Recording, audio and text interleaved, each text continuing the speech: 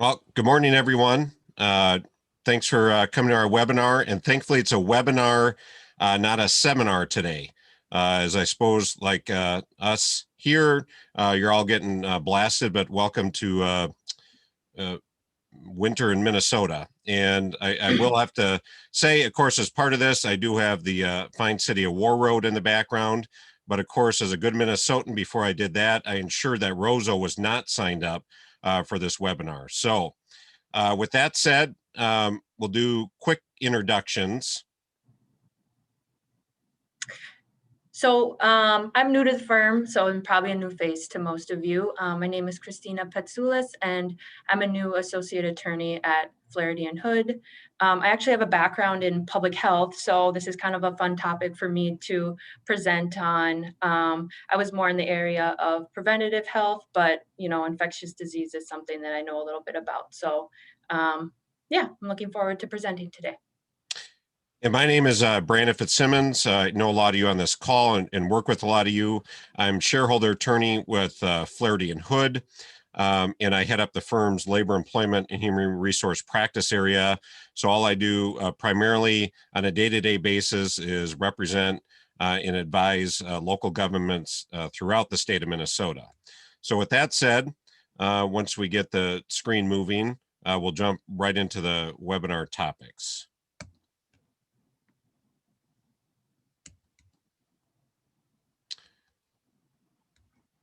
All right, so what are we going to go over today? So first, we'll go over a COVID-19 update. A lot of you are familiar with it, but we think that's a natural segue to what will be our second topic, which is the economic update. Third is COVID-19 employment trends. Now, that is still a topic we wanted to hit because, as you all know and are experiencing, we're not done not only with the COVID impacts on the economy, but we're not done with the COVID impacts on the law and how administrative agencies are enforcing it. And third, and practically, how our workforce is being transformed. Fourth topic we'll talk about quickly is where Minnesota's public sector is with compensation, especially taking into account the COVID-19 impacts.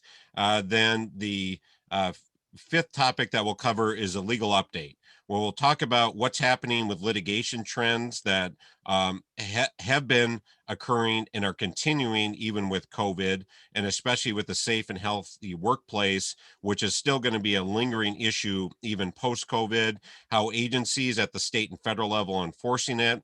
Vaccines, of course, is a hot topic. We're still getting a lot of questions on that. Can and should you require them? Should you even ask about them? Should you just encourage them? And then, of course, another issue intertwined with COVID, but also independent, is obviously at the federal level, we have a new president and a new Congress controlled, both the Senate and the House controlled by Democrats, which is going to have an impact not only in policy, but with what federal agencies are doing.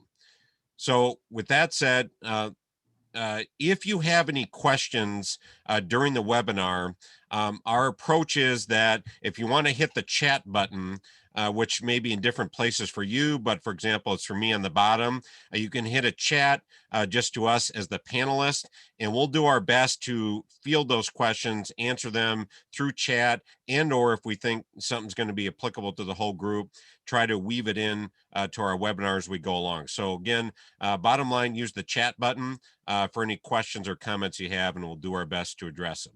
Now, let's jump right into the meaty topics. First, where's COVID at? Now, again, a lot of you hearing it on the news outlets, you're hearing it in your local media outlets, but where are we at? Within the United States, we've had over 26 million cases, nearly 440,000 deaths. Per the federal government, they do project that there may be over 83,000 more deaths in February directly attributed to COVID, which again means then we'll have over 500,000 deaths just attributed in the United States to COVID-19. Now, what is the positive is that the vaccines administered now exceed the total COVID cases, which has been a clear goal. So bottom line, per the CDC, as of yesterday, we had over 32 million vaccines have been administered throughout the country. Um, then we'll move on. There. Now, what's happening in Minnesota? Minnesota's had over 463,000 cases, over 6,000 deaths attributable to COVID-19. So again, it's easily projected that the state, by the time this thing is done, will clearly have over 500,000 positive COVID cases starting last year. Then when it comes to vaccines in Minnesota, is that we have about 450,000 individuals have had at least one of their vaccine dose, and of those, 116,000, or about a quarter, have completed their vaccine series, which again is the 2 doses with both vaccines out there. So bottom line, we're already at close to 500,000. Now, what's the issue and why the COVID not only impacts on society, but as you as employers when it comes to laws and what you have to do practically and agency enforcement, is there are variants out there on the COVID-19 strain, which is causing some concerns whether or not the vaccine is going to effectively and efficiently prevent folks from getting infected and spreading the variant even with the vaccine. So one is generally called the UK variant. And again, we're just highlighting these, though obviously we have a master's in public health on this seminar, just to demonstrate that, we're not going to be out of the weeds yet. So we have the United Kingdom variant, we have the South African variant, and the Brazil variant. So bottom line, there's 3 different variants that as per the CDC, though it's still science is evolving on it, they are now feeling a little more confident that the antibodies that folks get through the vaccine are being generated, will prevent hopefully infection, not only infection of individuals that get the vaccine, but prevent them from spreading it to others, even with the variant. But again, science is still evolving. These are newer variants. So let's see, which is why, again, a lot of us, as has been used, have COVID-19 fatigue, but we're not out of the woods yet. Obviously, this chart, without getting in the weeds of the numbers, demonstrates what has been and projected to be the substantial decline.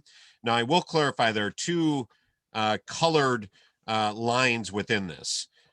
One is currently what's projected, the bottom line, the maroon line, and then the other line is showing, there's still going to be a decline in COVID-19 infections, but the number of cases will still be higher if what's called the rapid variant spread. That is, if the variants we just talked about do spread and the vaccines aren't 100% effective with those. But bottom line, we're going to see a substantial decline with the variants, or even without the variants. It's just with the variants, we're still going to have more COVID-19 cases. Similar line, they call it the bell curve within Minnesota.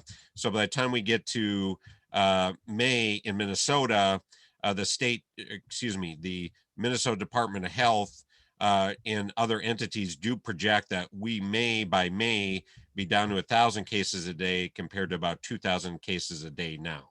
So getting there, but not yet.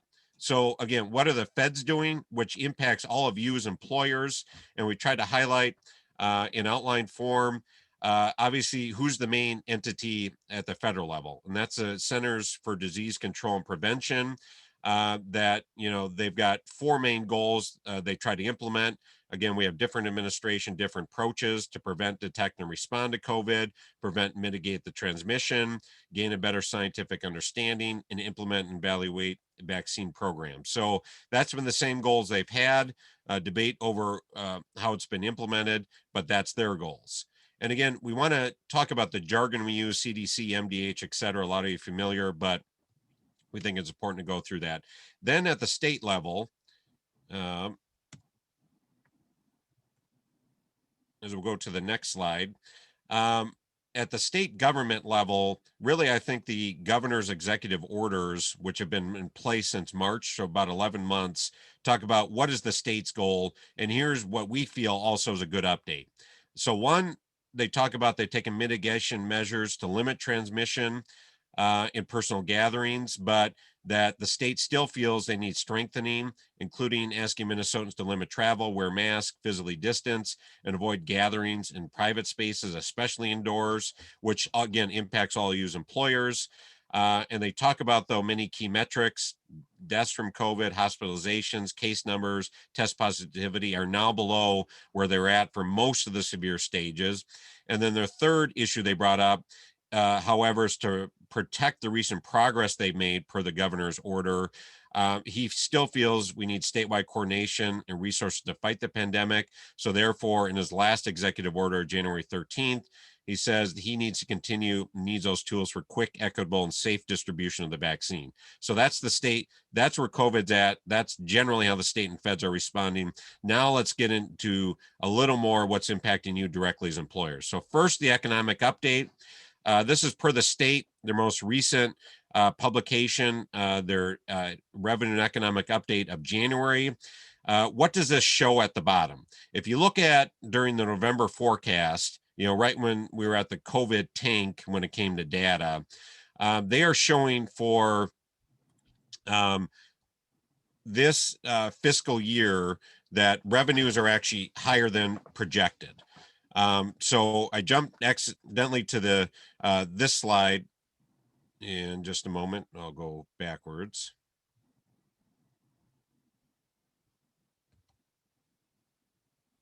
So bottom line, since I can't get back to that slide, revenues are up compared to where the state thought they would be in November.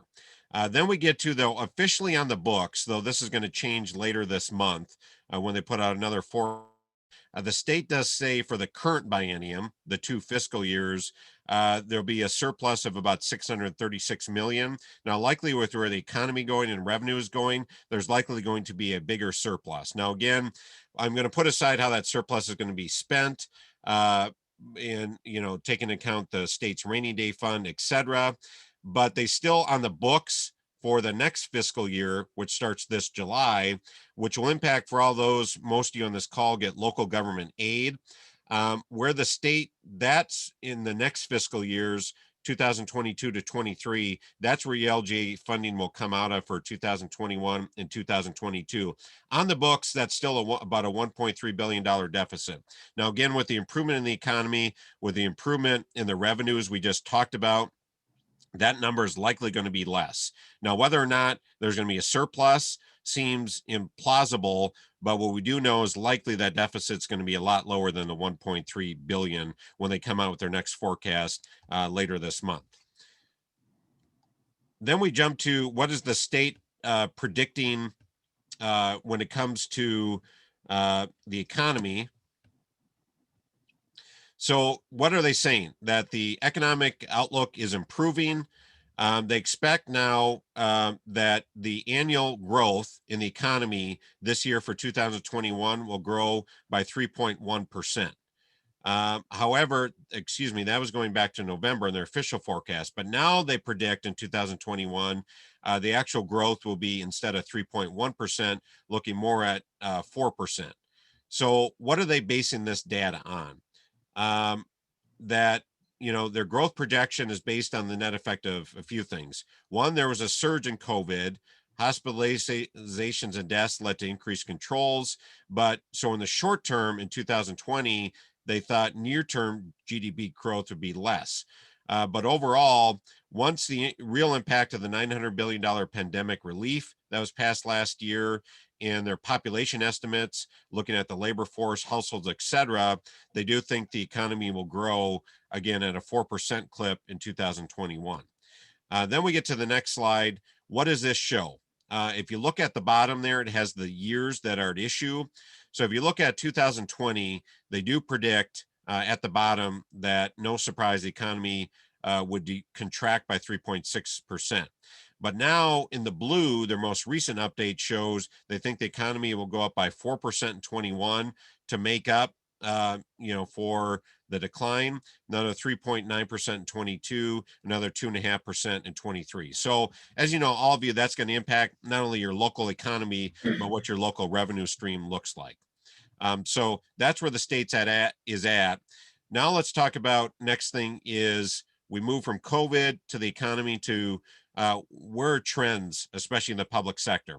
So the Center for State and Local Government Excellence put out a survey going backwards to October, looking at the employment outlook, what concerns the employees have working in the public sector, and what's their general satisfaction and what specifically.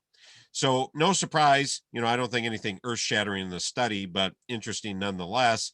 82% of employees said bottom line COVID-19 pandemics impacted the nature of their job. And again, for a lot of you, that means working from home. 54% said it's negatively impacted their family. So these are people working and use the public sector. 46%, so nearly half, were very extremely satisfied with their employer. So again, you got about half of them thinking you're doing okay, though a little less. 17%, a small minority, doesn't feel you did what you needed to do, especially during the pandemic. Now, what are the elements of the job interesting in COVID-19 that people working in the public sector as employees, what were they most satisfied with? One, they like the fact they're in the public sector, they had job security. Again, you look what happened with layoffs in the private sector, they've got a lot more security. So that was the biggest level of satisfaction public employees had. Close to it at the same level, they like what their leave benefits were, especially a lot of you, no surprise, gave COVID-19 leaves from the state level down to the local level. That was in addition to paid leaves you had, and or you were more flexible with paid leave. So again, 62% of employees said with public employers are satisfied with leaves. Then the third part is you maintain their health insurance, you maintain contributions, and really, from my experience, you didn't really do much as a result of COVID-19 directly with health insurance. So again, that shows in the satisfaction rate of majority employees. What are they least satisfied with, however, currently working in the public sector? Salary, which always can be an issue in the public sector, 34% were satisfied, which means 2/3 didn't have a full satisfaction with where they're at salary wise. Potential career advancement, about 50%. Again, no surprise with millennials and Generation Z feel like there's not enough room to move up within the ranks within the public sector. And other non-traditional benefits, that's beyond your paid leave health insurance, such as fitness memberships, et cetera. Things you see in the private sector, not as much in the public sector. So about half aren't as satisfied with what you're doing with that. So again, I think that's a fair anecdote, anecdotally, the pulse of where public employees are in Minnesota. Now, beyond those, updates on where employees are at, now what are going to be more the trends that really COVID-19 was a driver for in the private and public sector? One is all of you communicating effectively with employees about COVID. What are you doing about vaccines? What are you doing if with folks with underlying medical condition? What are you doing with the anti-mask people?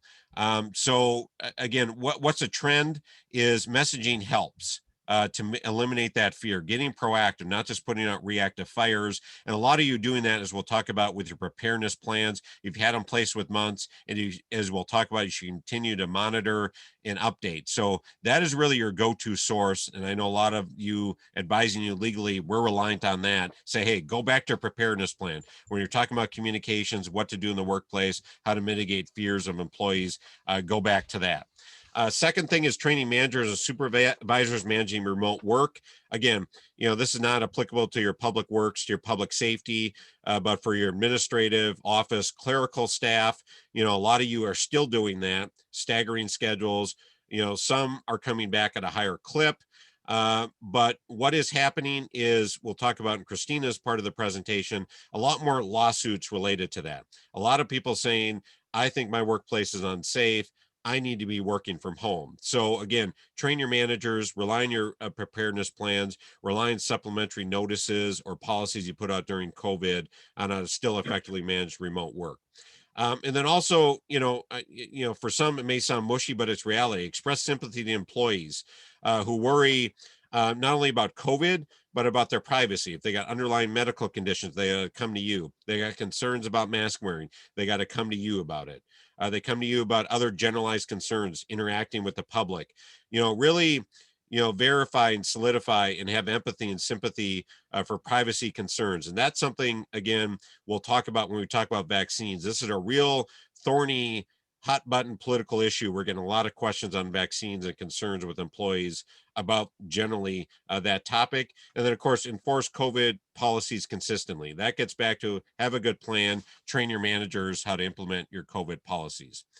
Now, beyond those satisfaction, beyond the trends, is Minnesota local government when it comes to general wage increases? Now, what is surprising to us when we started this in hindsight, but not surprising seeing where economic and financial data has come in.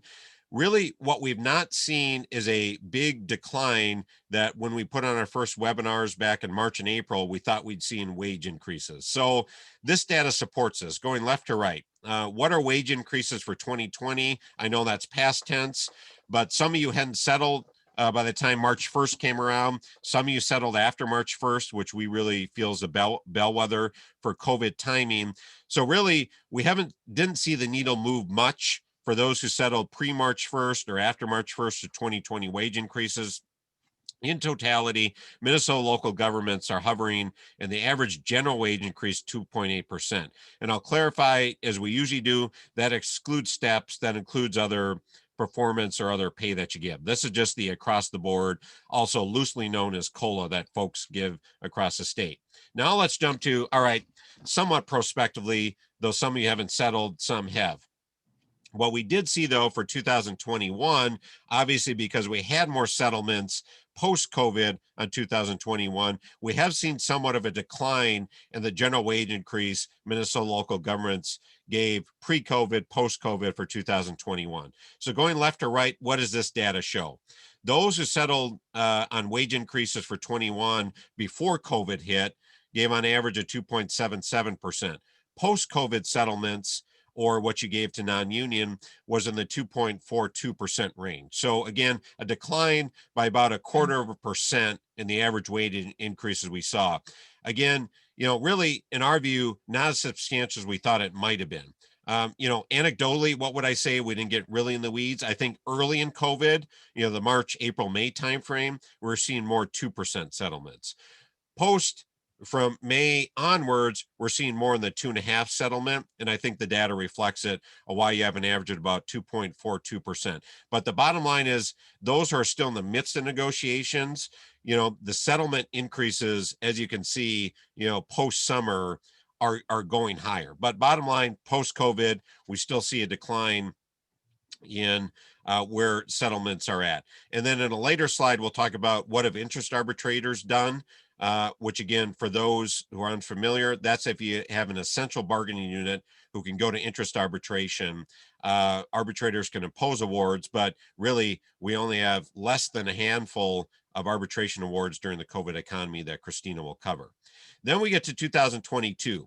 For those planning, a lot more of you have not settled, which is why we have less data. But again, similar to 21, those who locked in 2022 increases pre-COVID were at the 2.7% range.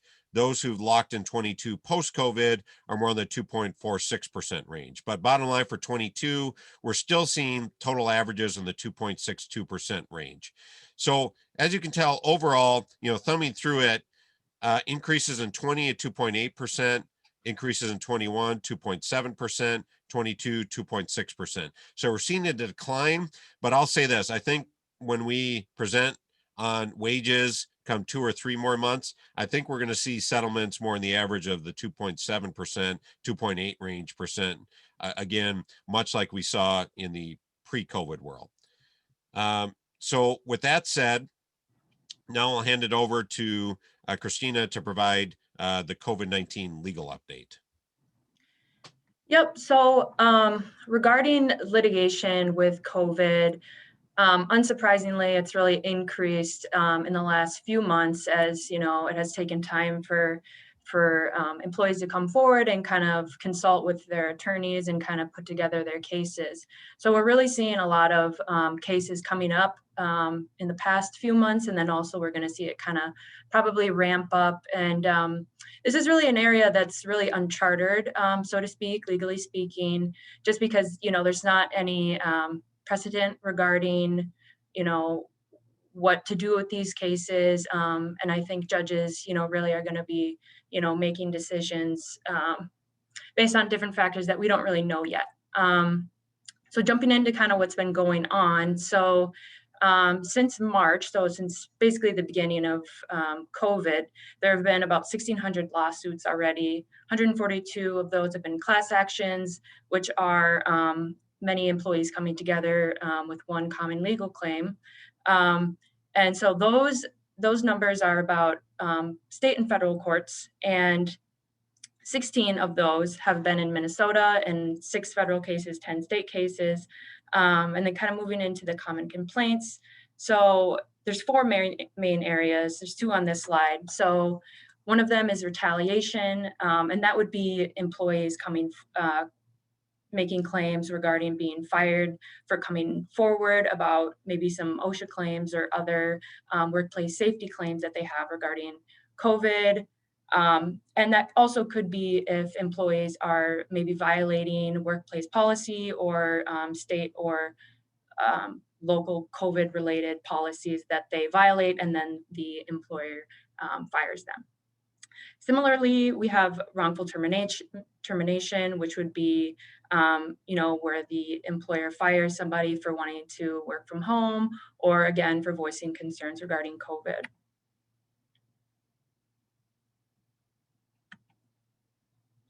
Sorry, I'm just going to the next slide. And it's frozen for some reason. Another one is discrimination, and that may be regarding reasons why the employer fired the employee, specifically why that employee. Was it based on their age, or was it based on their pregnancy, which would have made them at risk for COVID? Okay, I'm sorry, just one second. Okay, here we go. So another one, again, another complaint would be workplace safety. So that would be failing to comply with workplace COVID policy. It's similar to the retaliation claims. So again, discrimination. So an employee could challenge, the reason why the employer fired them.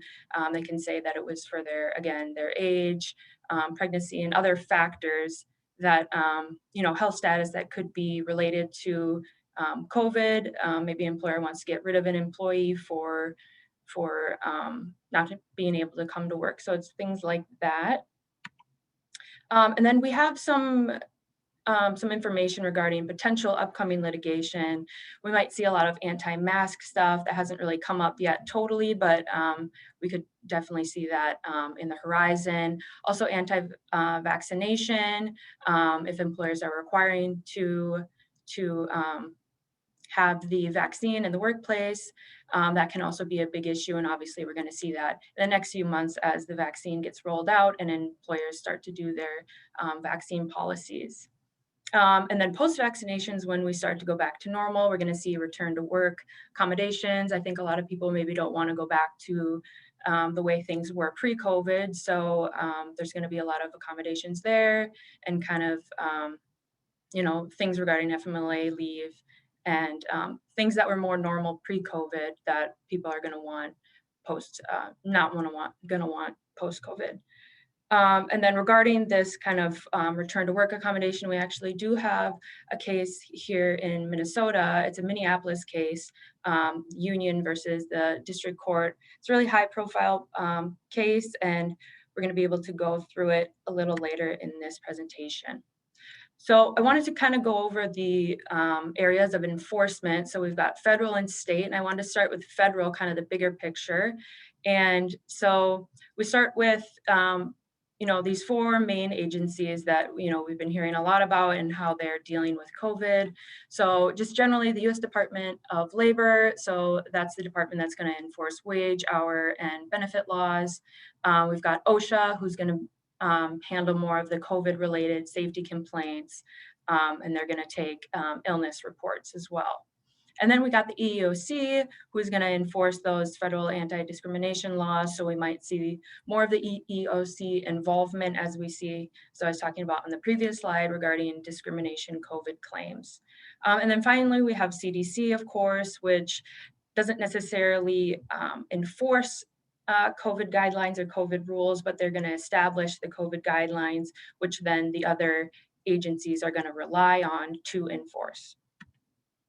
So just going into a little bit more of what U.S. Department of Labor has been doing regarding COVID. So they've administered the Families First Coronavirus Response Act, which expired in December 31, 2020 of this past year, but it may be renewed in the new proposed stimulus package by Biden, which we're also going to talk about later in this presentation. And then the U.S. Department of Labor also has authority over the OSHA Act, which is going to take, again, like I said, most of that COVID workplace safety control. And then we've got unemployment insurance at the federal level, as you can see from COVID this past couple months, or not past couple of months, but past 6 months or so, the federal benefits being rolled through, and we might see more of that with a new administration. And then, of course, workers' compensation at the federal level, which is going to take care of claims when people get sick from COVID in the workplace and may even die subsequently. So moving into a little bit more of the OSHA regulations and how they actually kind of enforce COVID-related standards. So one of the regulations that's currently in place and how it applies to COVID is PPE standards. So already in place, of course, gloves, eye and face protection, but also a part of this PPE is rolled into COVID. So this is a standard that OSHA enforces, mask wearing, especially in places where it is mandated. And then a general duty clause, which is a kind of blanket provision that basically says the employer needs to have needs to furnish a workplace free of any hazards that are serious death or injury. And so COVID does fit into that that category. So it is the employer's responsibility to make sure that the workplace is free of COVID risk. And then moving in a little bit more of the regulations from OSHA. So there is a reporting requirement, which does apply to COVID, that would require the employers to report hospitalization, specifically of when an employee gets sick from COVID in the workplace. The one important key here is that the hospitalization needs to occur within 24 hours of the exposure to COVID, which, you know, it might be unlikely based on incubation periods for the COVID infection, but it's definitely something to keep in mind. And then for deaths, if the employee dies within 30 days of that exposure, that would also be a reportable fatality that the employer would need to take up with OSHA. So a little bit more on OSHA violations. So maybe unsurprisingly, in 2020, there was a large influx of OSHA claims, and I'll talk about maybe reasons why that's the case. So OSHA inspections have resulted in a lot of different kinds of violations. So one of them is, like I was saying on the previous slide, failing to report an injury or an illness, which COVID is covered within that category. And then also recording that injury with OSHA. They have very stringent recording keeping rules, which the employer needs to take note of.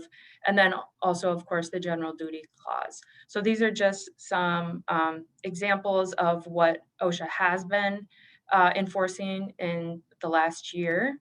And then this is kind of a little chart that shows the workers that were removed from a COVID hazard for those reasons I cited on the last slide, whether that be unsafety regarding mask wearing or not having sanitation protocols in place, things like that. So as you can see, the numbers have kind of steadily increased, and we're not entirely sure where OSHA is going to go in terms of their enforcement, but we'll talk about a little bit about that in the next slide. Okay, so um, this is kind of a slide describing the reasons why maybe OSHA has increased their enforcement. As Brandon was talking about earlier in the presentation, communication is a big key in this era of COVID, and many OSHA claims are due to a lack of communication and a misunderstanding from the employees of really what protocols the employer is taking into account to keep the employees safe. Um, and subsequently, the union has really taken a lot of action just because employees, are wanting that support. And so they're trying to reach out to somebody that they know will advocate for them. So when they don't feel that support and communication from their employer, this is the place that they go. So again, it's critical to kind of give that messaging to employees about what the employer is doing regarding safety concerns, so they can eliminate fears and not make these OSHA claims that maybe could have been prevented. And then, of course, review, update, and enforce the Minnesota Required Preparedness Plan, which ties into all of this so that the employee really knows what the employer is doing to keep them safe. Okay, and then so moving into kind of the next level of enforcement, this is state enforcement of COVID regulations. So the first kind of layer is executive orders. So as you know, back in March, this is kind of the first main executive order that came out. It's the declaration of emergency. Minnesota had called it peacetime emergency. And so this really laid the foundation for the public to know that there are going to be more enforcement and action taken regarding COVID.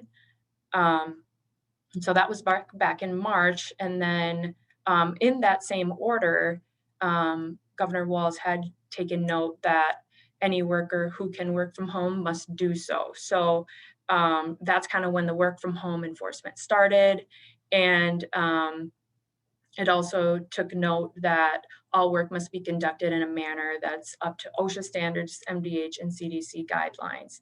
So this really laid the foundation for where we're going to look in terms of agency enforcement for the rules and guidelines.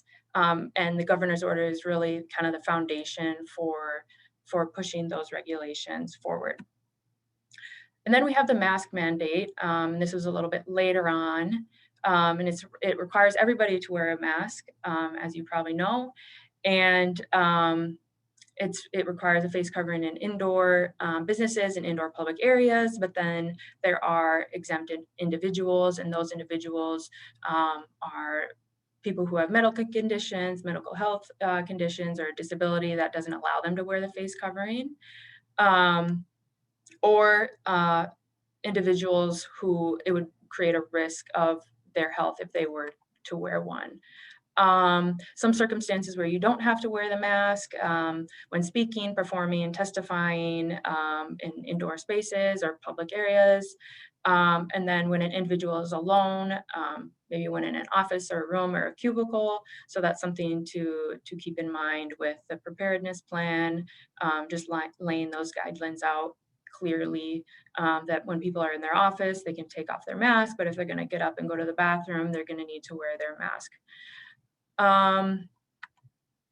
And then moving on to the preparedness plan, as I was just mentioning.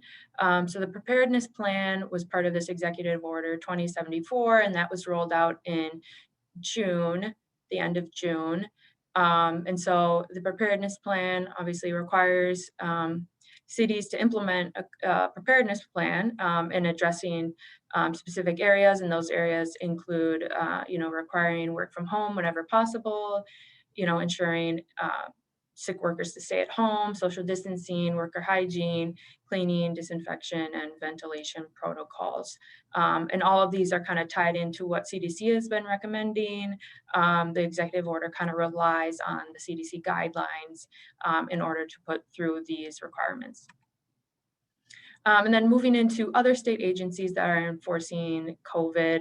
So there's Minnesota OSHA, which is an arm of OSHA. It's Minnesota's own department that enforces the OSHA standards at the federal level, but then they also have additional COVID regulations at the state level that they can that they can enforce. And part of those are from the executive orders. And then we have the Minnesota Department of Labor and Industry, so we call that DOLE, and that enforces, COVID-related workers' compensation claims, which we'll talk about in a little bit here. And then we got MDHR, Minnesota Department of Human Rights, and they're going to enforce kind of that more accommodation space and more of the discrimination space, which we'll also talk about. And then MDH, which is going to establish the guidelines, not necessarily enforce the guidelines, but really establish those guidelines that the executive order relies on and these other agencies also rely on. And then CDC at the federal level, which kind of has an interplay with MDH, they really kind of rely on each other. Well, MDH relies on CDC to kind of really get their COVID guidance from. Okay, so moving into Minnesota OSHA a little bit more specifically. So they have the authority to enforce OSHA standards, MDH, and CDC guidelines as applied to workers, including social distancing and hygiene. They may also issue citations, including civil penalties and closure of some spots. So that's really Minnesota OSHA's main force relevant to us here in Minnesota. And so we have some data from Minnesota OSHA compliance in this past year up until November 2020 from the start of COVID. So they conducted 828 inspections and 175 of those were COVID related. So, that's a pretty good number that are COVID related. Of the citations that were issued, 1,200 of those, 131 of those were a COVID component. And, those were likely, like I said before, regarding mask wearing or not reporting or other things that are contained in the executive orders that Minnesota OSHA has authority to enforce. And then, of course, the general duty citations, like I said, those could just be kind of more, it's more of a blanket provision. So it's covering a lot of the different other areas, just generally unsafe for somebody to work in. And then we've got a little bit more information on kind of their outreach. So Minnesota OSHA received about 16,000 email and phone inquiries in 2020, and that's a 250% increase from 2019. So as you can see, there's really a lot of action from employees and maybe their unions really wanting to enforce COVID regulations that they feel employers are not adhering to.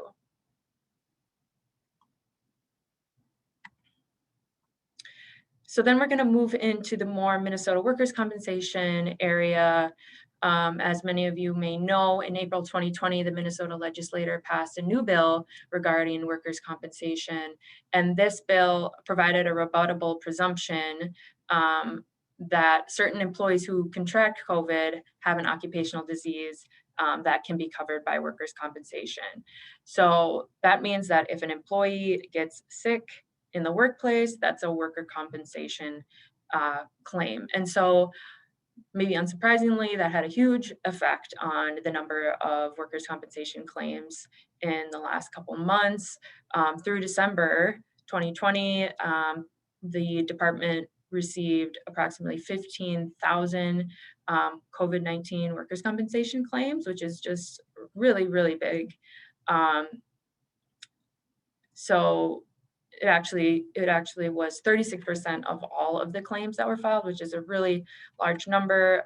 So as you can see, this is a chart summarizing that data. So this has a couple different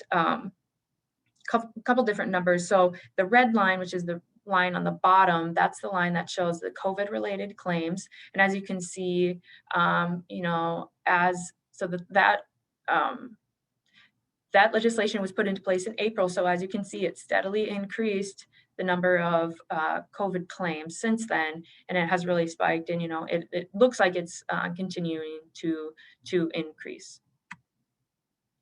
Okay, now moving into more on the Department of Labor and Industry. So they are the ones that issue citations and create civil penalties regarding unhealthy or unsafe working conditions. They're really tied with OSHA, and they're going to penalize businesses that retaliate against employees as well. So this is moving into MDHR, Minnesota Department of Human Rights. So the work from home helpline is something that maybe some of you cities have experienced. So the work from home helpline is kind of also uncharted water. We don't know a ton about it and their authority. So what they've been doing is they've been reaching out to cities and kind of bombarding them with questions regarding employee complaints that were made to them via the helpline. And they've been kind of making threatening and harassing statements about potential actions that they can take.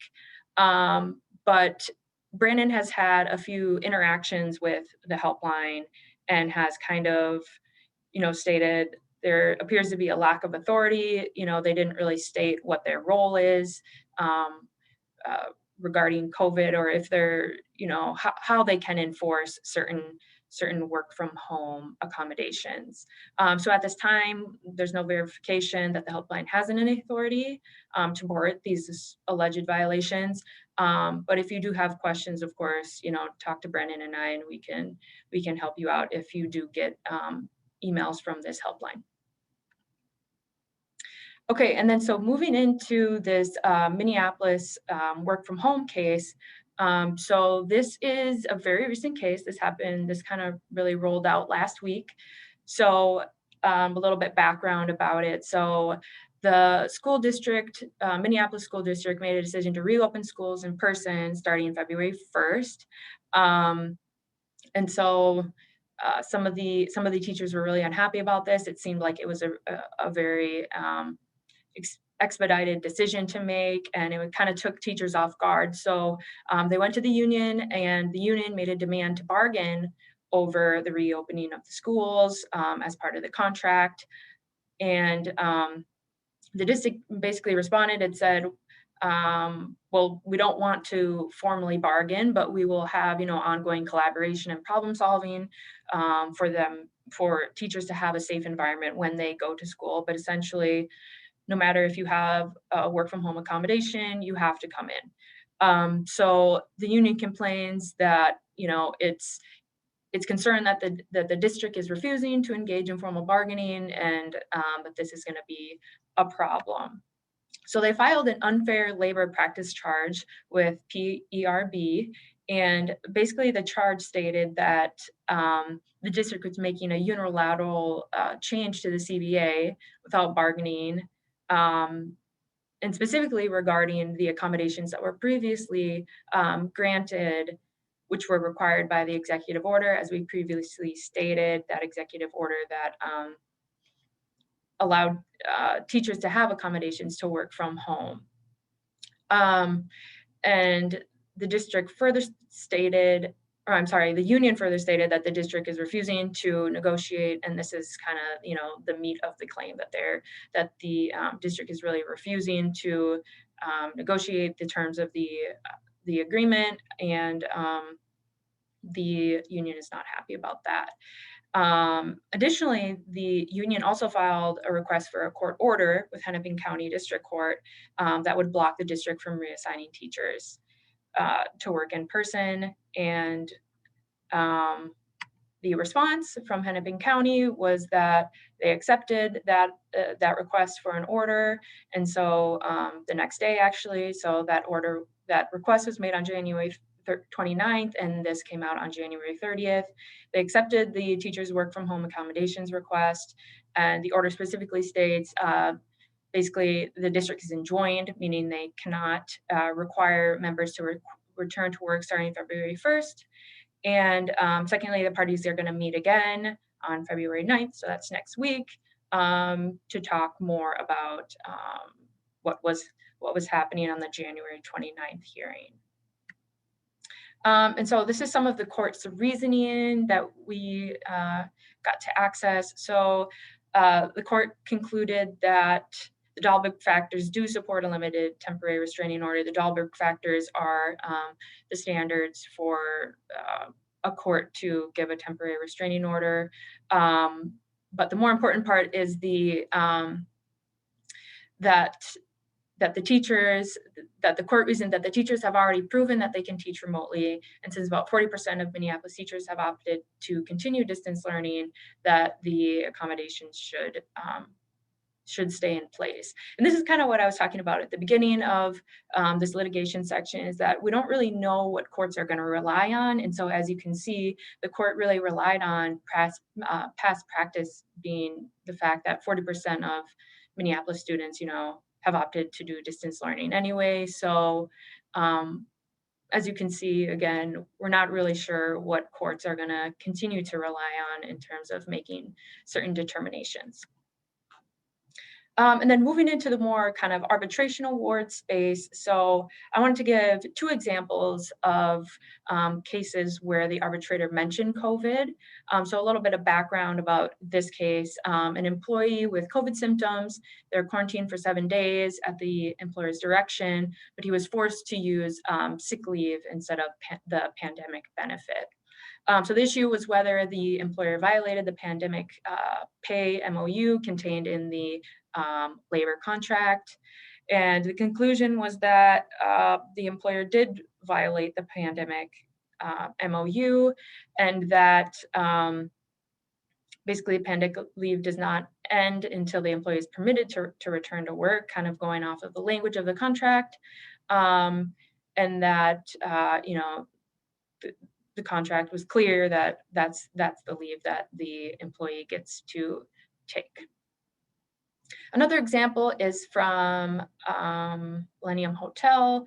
The employer eliminated a lead engineering position due to lack of work and discharged the employee, while other engineering positions still remained. So the issue here was whether the employer violated the seniority resignation article of the CBA, and the arbitrator said that they did violate that part of the CBA, and that the employer specifically felt that the financial strain of the COVID-19 pandemic, that was, the arbitrator said that was justified. It was justified that the employer, was financially strained, and this was a decision to make based on the circumstances of COVID-19. That is its right. However, where the arbitrator said the employer kind of screwed up was that they should have laid off and then replaced the less senior employee with they should have put him in a less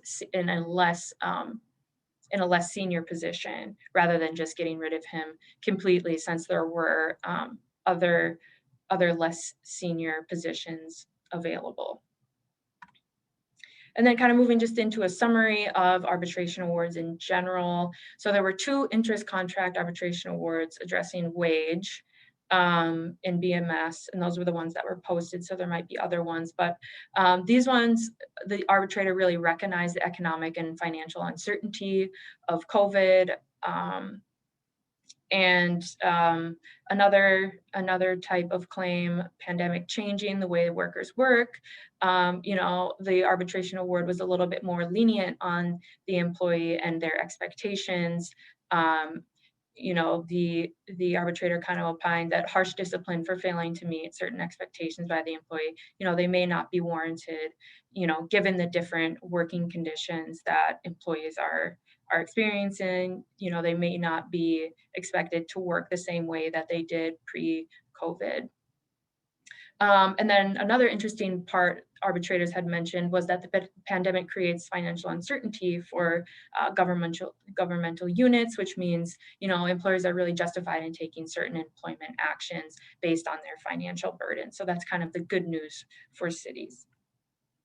So moving into the hot topic of vaccinations. So the biggest question that we've been getting, of course, is can employers require employees to take the COVID vaccine? So the EEOC came out with some pretty big uh, guidance that kind of addressed this question, but they didn't really give a hard and fast rule. They more kind of discussed the different areas of of liability for employers, and basically they said employers may require employees to be vaccinated, but they didn't necessarily recommend that employers do this. Um, so it doesn't say that they can't or shouldn't require the vaccine. It also says that it kind of goes into the different areas of laws that it might interact with, which includes the ADA. Basically, administering the COVID vaccine is not a medical exam under the ADA, so that's good news. But the pre-screening questions that you would ask prior to the vaccine administration, that would elicit some information, it would be a medical inquiry under the ADA. Similarly, if you're eliciting information about genetic information, which could be even questions about your family's susceptibility to disease and things like that, that would also implicate Genetic Information Discrimination Act.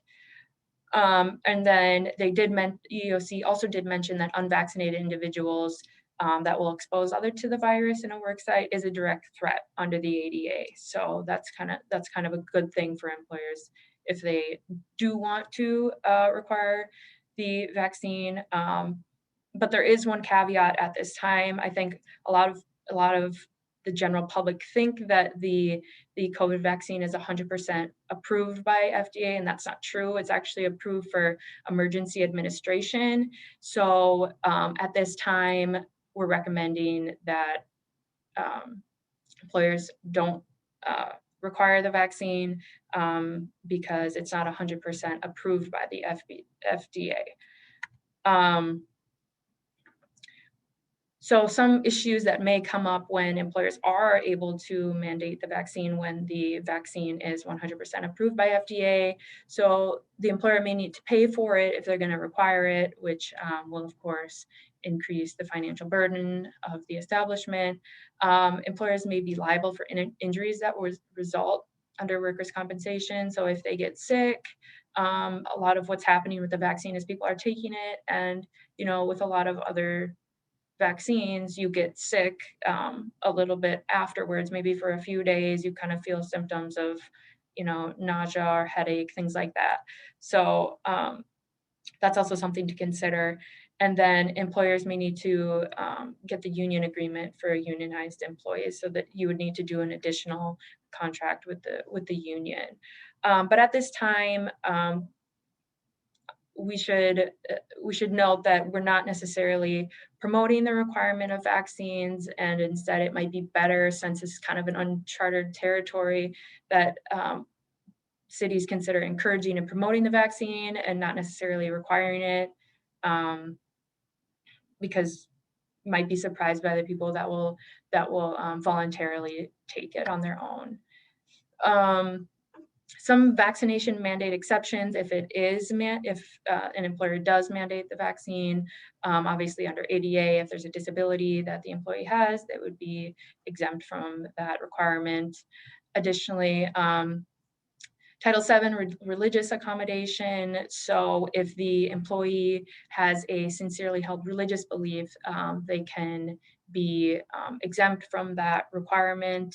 Of course, if no reasonable accommodation is available.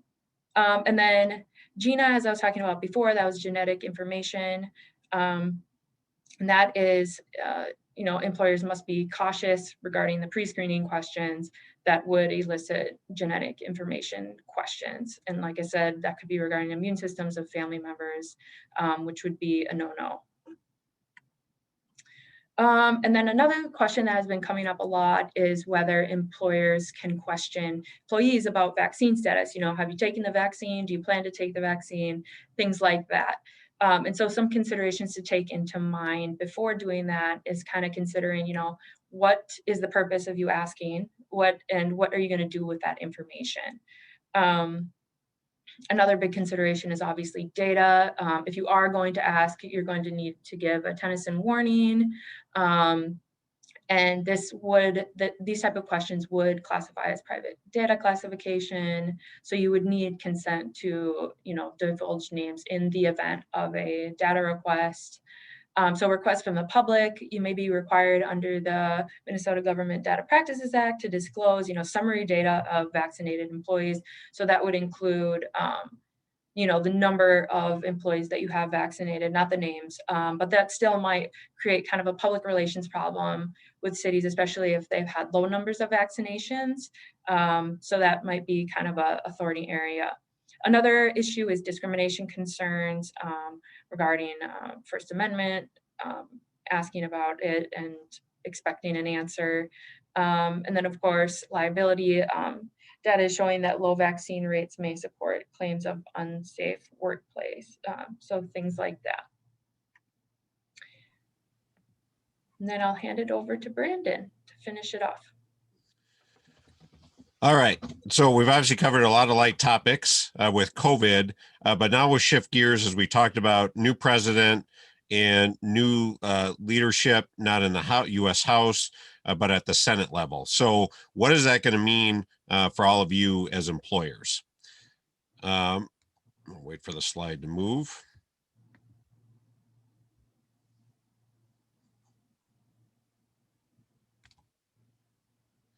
So first thing is, as we move to the slide, to no surprise, obviously it changes whether it's a Democrat or Republican, generally the Democratic presidents and the individuals they appoint, the policies they push, the regulations are enforced, tend to be more pro-labor, pro-employee. So we'll put some substance on that when we talk about what we think the Biden administration will do and the new Congress.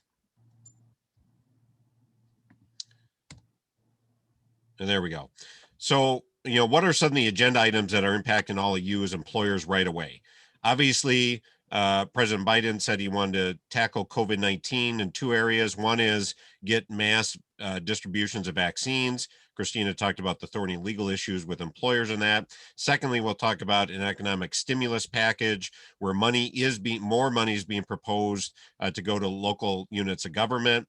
Second big item is increasing the minimum wage. Now, what he already did through executive order and mirrors what he's doing, trying to push what has to be policy, is he has unilaterally raised the minimum wage for all federal employees to $15. And that's what we're seeing in legislation. Third, on the labor relations front, though, obviously the federal government, though there's a nuance with new law, does not govern directly. All of us govern as Minnesota public employers by the Public Employment Labor Relations Act. However, a lot of what happens at the federal level, especially with the National Labor Relations Board and decisions they make that directly only impact the private sector, those types of laws and policies tend to end up in arbitration awards, tend to end up in BMS decisions, tend to end up in legislation that the Minnesota legislature may push. So again, it's not going to directly impact what he does with labor relations, but we think it indirectly will have an impact. In addition, another thing they're scouring through the U.S. Department of Labor is what's called independent contractor status. Do you have contractors, third parties doing work for you as local governments? They're going to much more scrutinize under the Biden administration through the U.S. Department of Labor, or are those really employees that you should be providing minimum wage and overtime payment for, and not treating them as an independent contractor and just paying them under the contract? So we think there'll be a lot more scrutiny with that. So no surprise, generally pro-worker, pro-employee, or excuse me, pro-union individuals appointed to U.S. Department of Labor, to the National Labor Relations Board, Equal Employment Opportunity Commission. I mean, that's more obvious politics when you switch from a Republican, Democrat, or vice versa. Now, what's in the proposed stimulus package? Obviously, a lot of uncertainty. Where exactly is this going? But bottom line, it's a $1.9 trillion package proposed by the Biden administration. $1,400 stimulus check to most Americans, additional 400 weeks in unemployment through September 2021 on top of their baseline state benefits they get now. And as I indicated, 15-hour minimum wage, because that is likely would be, of all things here, just on principle, black and white, the deal killer. Though it's in what Biden proposed, it's unlikely going to be in the final legislation. So instead, it's going to probably surface somewhere else, a $15 minimum wage, which I obviously could have a big impact for all of you. Now, of course, there'll be carve outs for your municipal facilities, for seasonal, part-time, younger employees, but still, bottom line, most of your employees may have to be bumped to 15. Who knows where that'll go? Another thing is economics.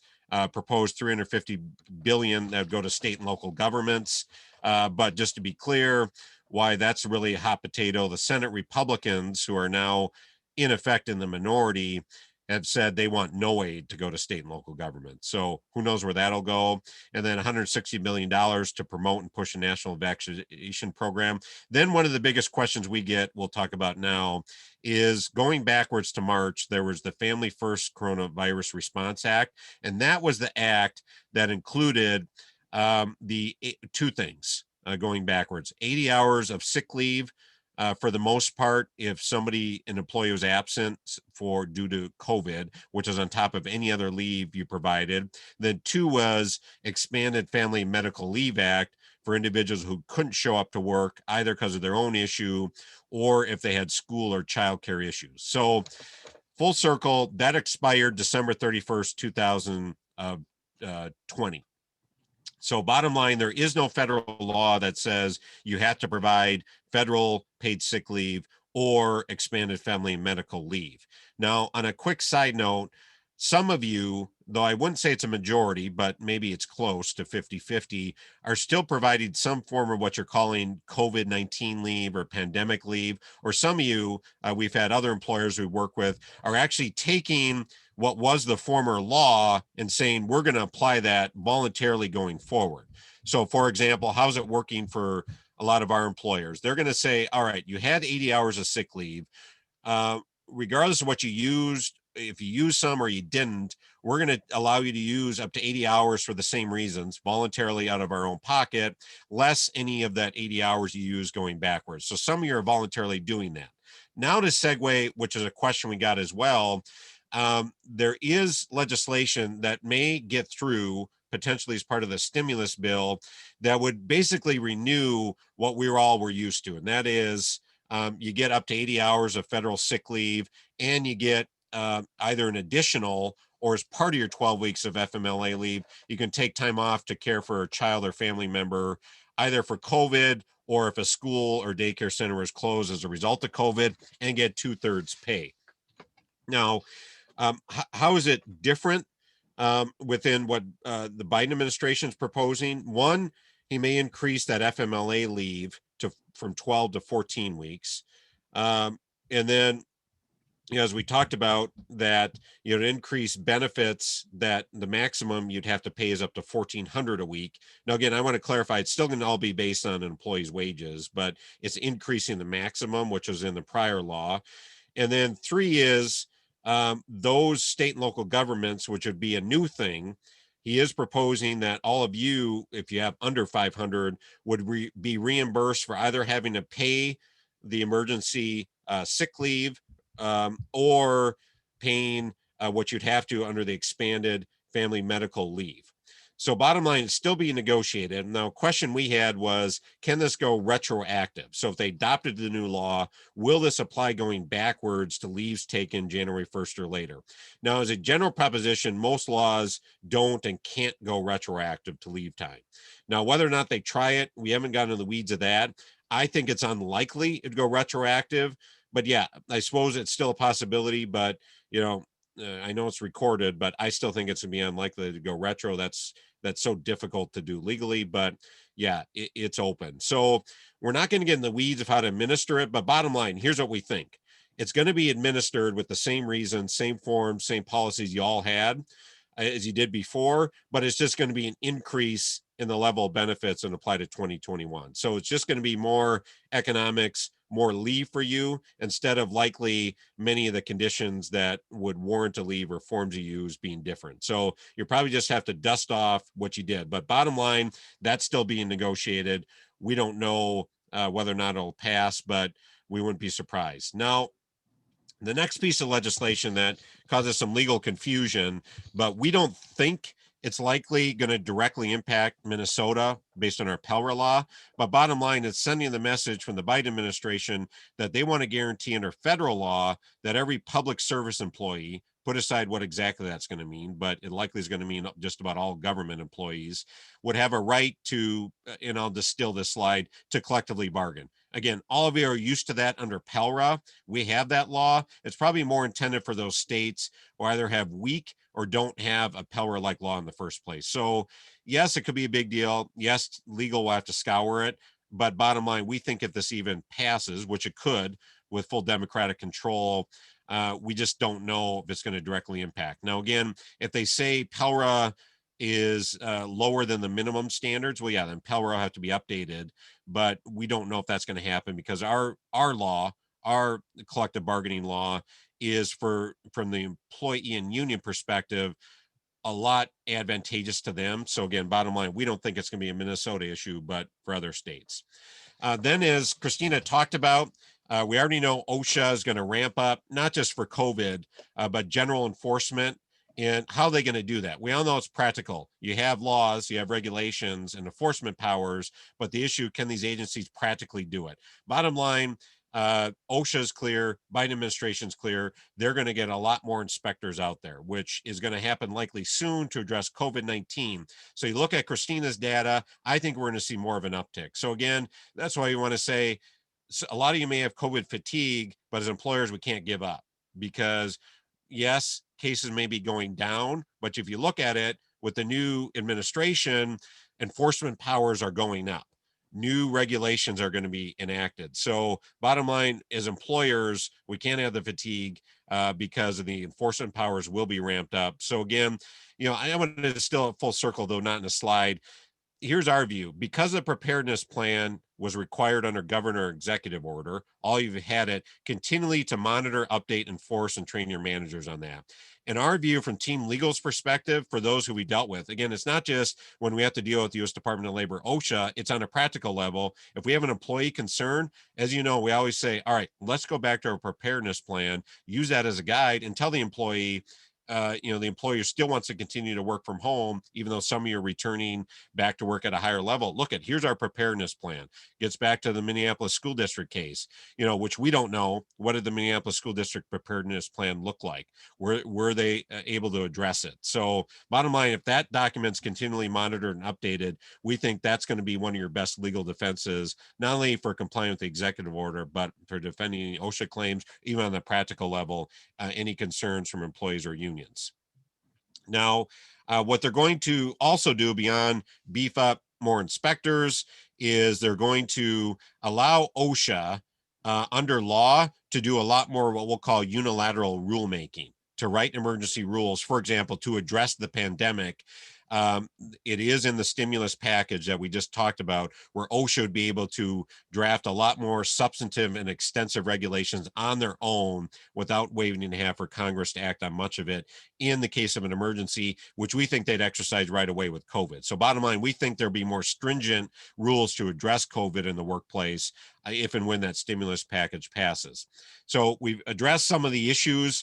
And again, here's a theme we're going to continue to hear in executive orders and the enforcement through Department of Labor and Industry, and enforcement from the work from home helpline, enforcement from the district court level. There's going to be a lot more work from home complaints and a lot more work from home complaints and concerns to state agencies, and a lot more work from home litigation. So we think of all the COVID-19 things that'll linger until it's eviscerated, which could take months or years.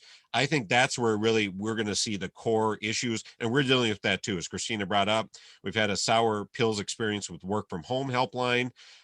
So we think those things may actually ramp up again. It's for the employees, we think, that are going to have, much like the Minneapolis school teachers, are going to have more of a generalized concern. Are you doing enough? I don't feel safe. And we're going to have a lot more practical and legal debates over that with employees. Because again, a lot of you have ramped up your facilities. You've got personal protective equipment in place. You should be enforcing mask covering. But of course, we've all been in those union negotiations, even virtually, where you got 6 union reps huddled in a room, maskless. Those are the types of things you got to enforce. That's right. Still, again, to clarify what Christina talked about too, those executive orders are still in force in effect. The bottom line says you got to wear a face covering. Oh, but by the way, here are some exempted individuals. Here are some exceptions to it. But bottom line, you can't be more liberal in when you don't allow face coverings. Bottom line, you can only be more stringent. So again, that executive order is in place. So if you're enforcing the executive order, enforcing your plans, back to this slide, we think you're going to be in good shape for any employee union or OSHA concerns. Now, OSHA right away, 9 days into the Biden administration, issued some extensive guidance. Again, bottom line, I don't want to sound too broken record, but if you got a good preparedness plan, you probably already in compliance with the guidance before it's issued. But here's what you need to do. We need to make sure we're doing those hazard assessments that were required, identify control measures. So again, go back to your plan. Now is a good time under new administration with OSHA ramping up enforcement, even at the state level, to make sure not only do you have it, but are you enforcing it? Are you updating it? And are your employees and supervisors at the front end complying with it? So now is your good time to do that full-fledged audit and make sure you have the equipment.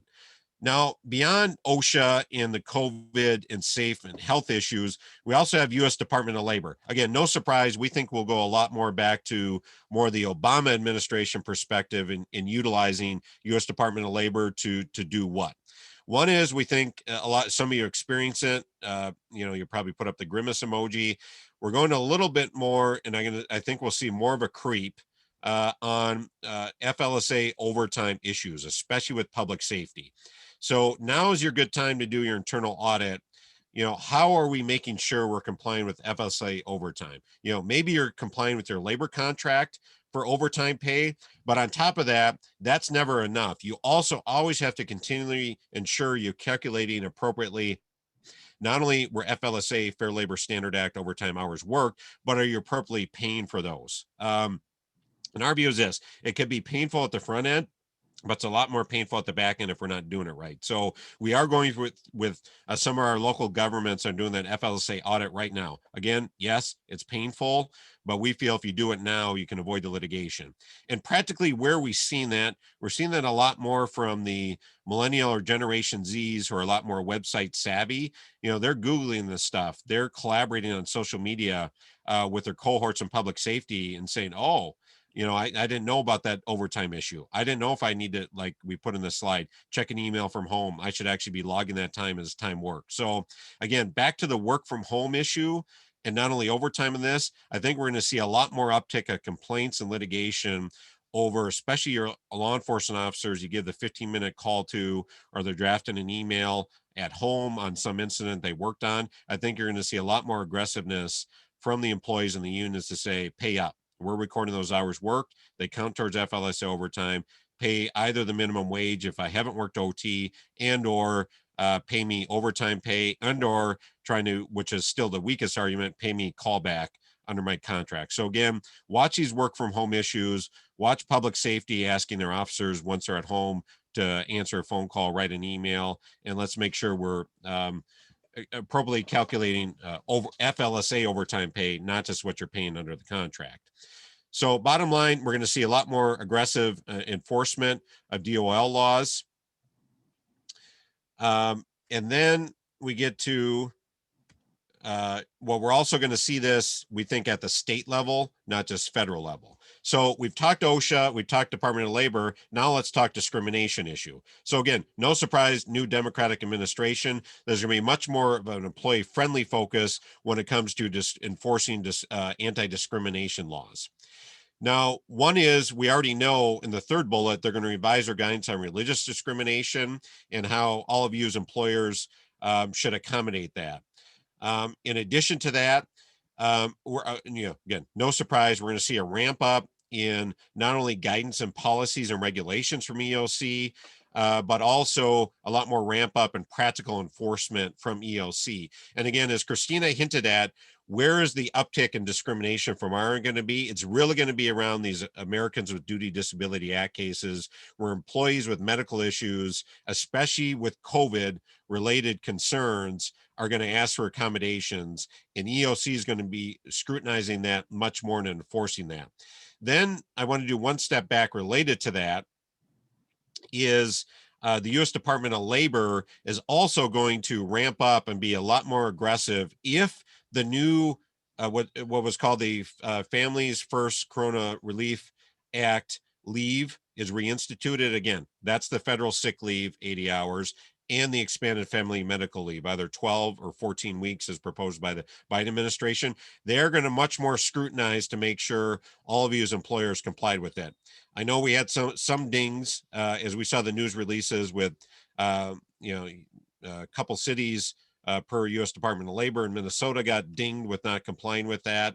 So again, now is a good time with the lull when there's not a federal law in place, and especially for those who are practically doing it on your own, to make sure you've got the right forms, make sure you've got the right notice, and let's update those. Again, we're working with a lot of local governments right now on updating our what we loosely call the FFCRA leaves, emergency sick leave and expanded family medical leave, to make sure our policies are good, make sure our forms are up to date, make sure we're administering it appropriately. Because again, through U.S. Department of Labor, I think enforcement will be ramped up if and when, which seems pretty plausible, that's going to be enacted. So again, we talked OSHA, we talked U.S. Department of Labor, and now EOC.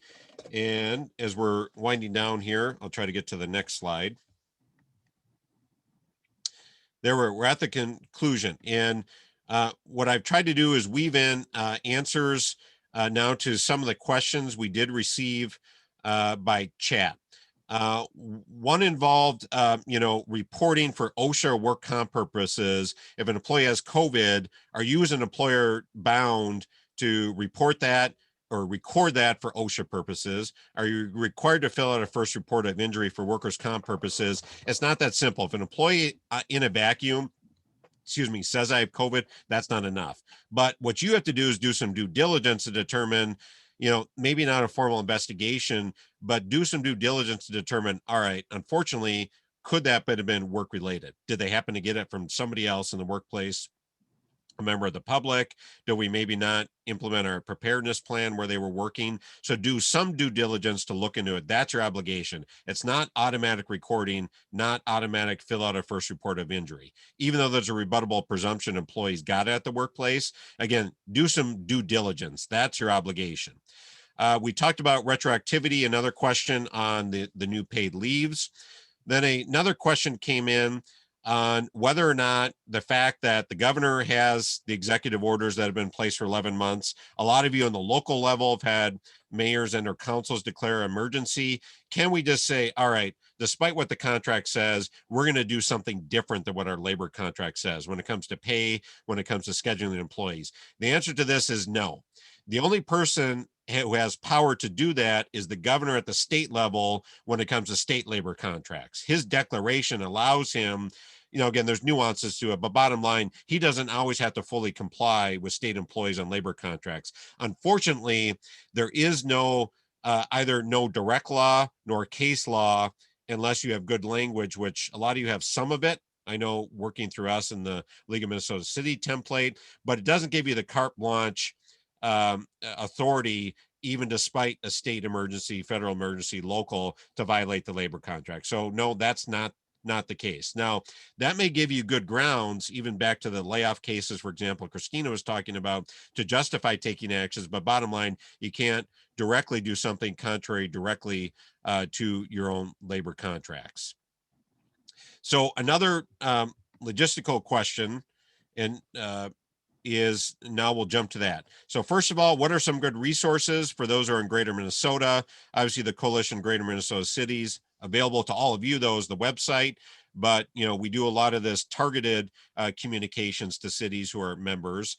In addition, we do have our COVID-19 site set up available to all of you, which I will clarify does include a recording of this webinar and does include a copy of these slides. So that'll be posted soon after the webinar. So definitely feel free to use that, especially for your HR staffs. Then another issue is, for all of you who got the invite for this webinar, that's obviously how you got on it. As you know, we're always continually trying to compile compensation data, health insurance data across the state. So we encourage you to fill out that, albeit a lot of questions, there's a lot of check boxes and fill in the blanks. We encourage you to fill out that compensation survey. So as soon as you get a settlement, you can use that same link that we had on the invite, and we'll be on the next slide if I can get to it. Then we get to the last thing we want to bring up, though I can't get to the slide, is we already have scheduled 3 future webinars. And the next webinar will be in March, and that'll cover what is a real hot topic for a lot of you as cities and counties, and that is dealing with public safety fitness for duty, not only employment issues, but benefit issues. So how do you work with them to accommodate under the ADA? How do you work with them on workers' comp? How is it going? What's the impact of what I do on them getting duty disability benefits? What do we do knowing that if they get duty disability, we'll have to continue their health insurance and pay for it till they're 65? So that's just an issue that we have had a high volume of, and it's a real statewide issue. So that's going to be our next seminar topic. Then the one after that will be in April, and that'll address wage and hour issues. And we wanted to wait a little bit until the Biden administration, U.S. Department of Labor, has done their thing, and there it is, in ramping up enforcement. So come April, we're going to have a substantive webinar on overtime issues, minimum wage issues, and exempt status. What do we mean by exempt? Some of you are treating people as salaried and not having to pay minimum wage and overtime, but I think there's going to be a lot more scrutiny of that. The fourth item too is looking at independent contractors. Are they really independent contractors for you, or are they really your employee that you're on the hook for? So that's something, once we hear more from U.S. Department of Labor, we thought April would be good timing, a few months into the new administration. And then also, we all know COVID will have some impact on benefits, wages, hours worked by employees. So that'll be a good time for us to give an update on that as well. Then the fourth topic is probably going to mirror a little bit, but we'll make it a little more Q&A, question and answer, interactive. Come May 25th, when we'll know a lot more where COVID is, we'll know a lot more where the Biden administration is. We'll hopefully have had a budget wrapped up, so a lot of you know where your finances is. So we thought May 25th would be a good timing to do an update on all those loaded issues. So full circle, again, we appreciate all you participating in the webinar. We encourage you, 1, to fill out the survey we linked on the slide and in the invite, and 2, we definitely encourage you to attend our next webinar. And of course, 3, as always, this is team labor employment. These are the issues we do every day. This is what we have the passion for, and we're committed to serving local government. So feel free to call us for any customized questions and answer you have. So again, we appreciate all your time, and feel free to watch the recording and get the slides on the CGMC COVID-19 website. So thanks to all of you. Thank you.